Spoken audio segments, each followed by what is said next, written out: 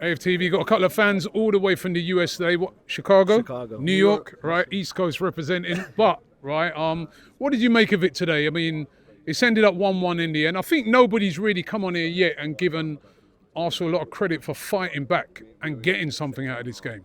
Yeah, Rob, I think, this is personally my second time here at the Emirates. The first time I came here was January 2023 against United when we beat them 3-2 in Nketiah's last-minute goal.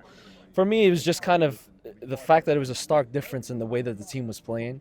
I think the team selection, I was a bit disappointed by, kind of the same sentiment that everybody else has been sharing. Thought it was a little bit too negative.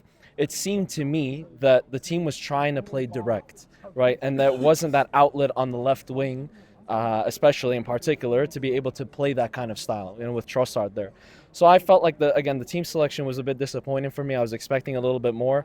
With that being said, obviously a 1-1 draw at the end of the day against a team that's won 4 out of the past 5 Premier Leagues is important. It's it's an important point. We forget that, don't we? Right.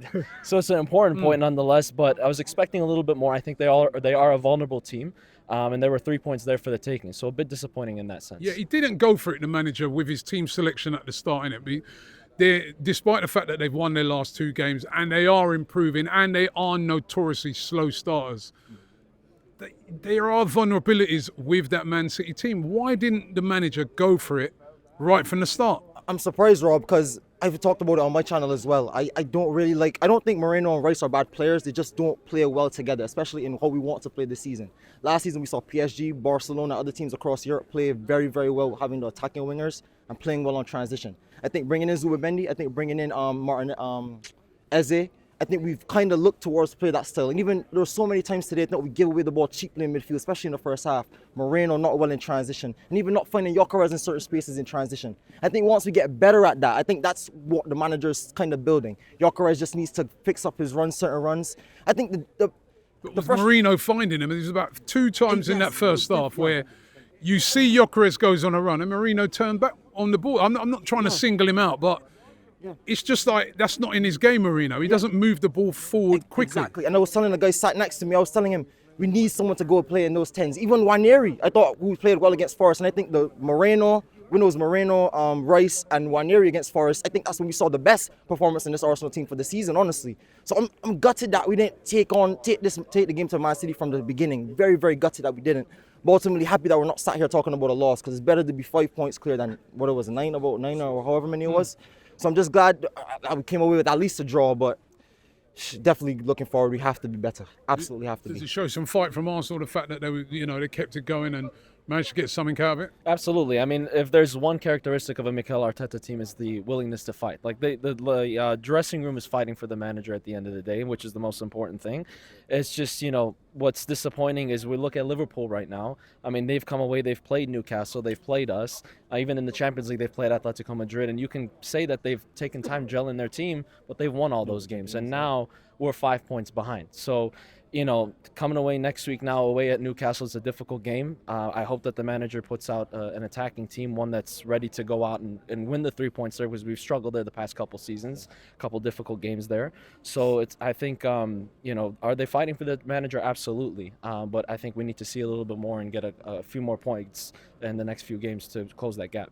I want to turn it back on you, Rob, because I do want to ask you a question. You talked a lot about going up at Newcastle next week and playing that same midfield 3. No, that's a different game. And I think that midfield performance, I think it kind of worked better for those away games, those tough away games. I think at home today, I was gutted to see that. I was gutted to see that lineup.